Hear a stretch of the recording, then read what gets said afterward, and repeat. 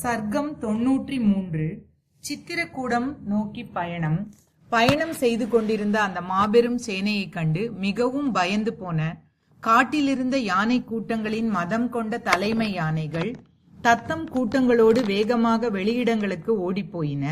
கரடிகள், புள்ளிமான்கள், கலைமான்கள் ஆகியவை காட்டுப் பகுதிகளிலும் மலை உச்சிகளிலும் நதியோரங்களிலும் மற்றும் எல்லா பக்கங்களிலும் அச்சம் கொண்டு ஓடுகின்றவைகளாக காணப்பட்டன.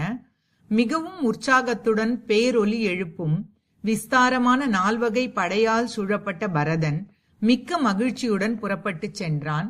மழைக்கால மேக கூட்டங்கள் ஆகாயத்தை மறைப்பது போல மகாத்மாவான பரதனுடைய பெருங்கடல் போன்ற படைக்கூட்டம் வெகு தூரத்திற்கு பூமியை மறைத்து கொண்டிருந்தது. குதிரை கூட்டங்களாலும் மகாபலம் பொருந்திய யானைகளாலும் நிரம்பிய மண்தரை வெகு நேரம் வரை கண்ணுக்கு புலப்படாததாக இருந்தது.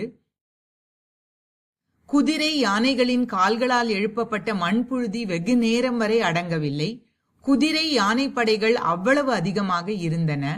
வெகு தூரம் நடந்து சென்றதால் மிகவும் களைத்து போன வாகனங்களை கொண்ட பண்பு திரு மிக்கவனான பரதன் ஆலோசனை சொல்பவர்களுள் தலை சிறந்தவரான வசிஷ்டரை நோக்கி கூறினான். பரத்வாஜ முனிவரிடமிருந்து நான் எவ்வாறு கேட்டேனோ அத்தகைய காட்சிகள் இங்கே காணப்படுகின்றன.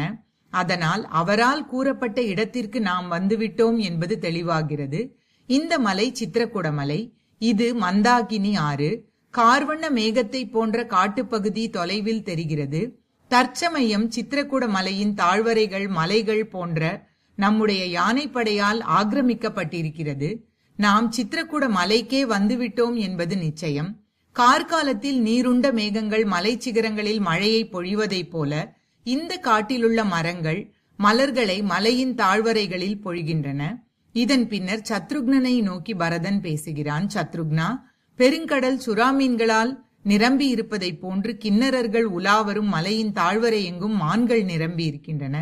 சரத்காலத்தில் ஆகாயத்தில் மிதக்கும் மேகக்கூட்டங்கள் காற்றினால் தாக்கப்பட்டு சிதறி ஓடுவதைப் போல இந்த மான் கூட்டங்கள் நமது சேனையின் பேரொலியால் பயந்து மிக வேகமாக ஓடுகின்றன. இந்த காட்டில் உள்ள ஆதிவாசிகள் மேகவண்ண கேடயங்களோடு விளங்கும் தென்னாட்டவர் போல தலைகளில் மணம்மிக்க மலர்களை கொண்டு அழகு செய்து கொள்கிறார்கள். மனித அரவமே இல்லாததால் மிகவும் அச்சம் விளைவிப்பதாக விளங்கிய இந்த காடு இப்போது குடிமக்கள் நிறைந்த அயோத்தி நகர் போலவே எனக்கு தோன்றுகிறது. குளம்புகளால் எழுப்பப்பட்ட மண் தூசி ஆகாயத்தை அளாவி நிற்கிறது. தூசி மூட்டத்தால் எனக்கு கஷ்டம் ஏற்படும் என்பதை உணர்ந்து எனக்கு நன்மையை செய்ய விரும்பும் காற்றானது தூசி கூட்டத்தை விரைவாக அப்பால் கொண்டு செல்கிறது.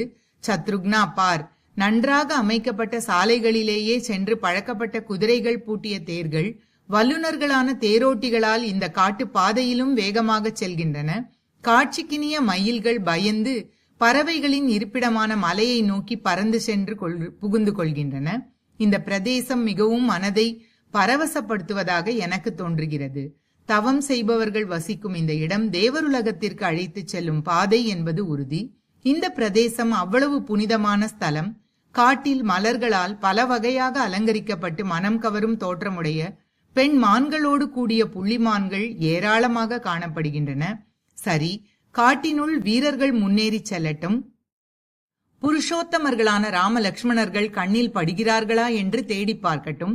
பரதனுடைய சொற்களை கேட்டு ஆயுதம் தாங்கிய சில வீரர்கள் அடர்த்தியான காட்டிற்குள் புகுந்தார்கள். அப்போது ஓர் இடத்தில் புகை வருவதை கண்டார்கள்.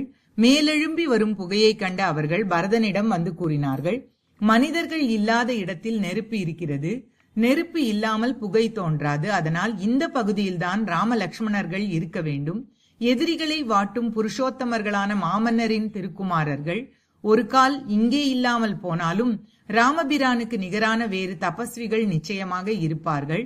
பகைவர்களின் பலத்தை அடக்கும் பரதன் தகுந்த காரணங்களோடு கூடிய அவர்களுடைய சொற்களை கேட்டு பின்னர் தன் படை வீரர்களை பார்த்து சொன்னான், நீங்கள் இதற்கு மேல் செல்ல வேண்டாம். இங்கேயே எச்சரிக்கையுடன் இருங்கள். நானே செல்கிறேன். என்னுடன் சுமந்திரரும் திருதியும் வருவார்கள். இவ்வாறு கூறப்பட்ட படை வீரர்கள் நாற்புறமும் சூழ்ந்து கொண்டு தங்கிவிட்டார்கள். புகையின் மேல் நுனி தெரியும் இடத்திலேயே பரதன் தன் பார்வையை செலுத்தினான். எந்த சேனையானது பரதனால் கட்டளையிடப்பட்ட அதே இடத்தில் நின்றுவிட்டதோ அதே சேனை கண்ணுக்கு எட்டும் தூரத்தில் புகையை கண்டு பேரன்புக்குரிய ராமபிரபுவின் சந்திப்பு விரைவில் நிகழப்போகிறது என்று உணர்ந்து மன மகிழ்ச்சியுடன் இருந்தது. ஸ்ரீமத் வால்மீகி ராமாயணம் அயோத்தியா காண்டத்தில் 93வது சர்க்கம் முற்றிற்று.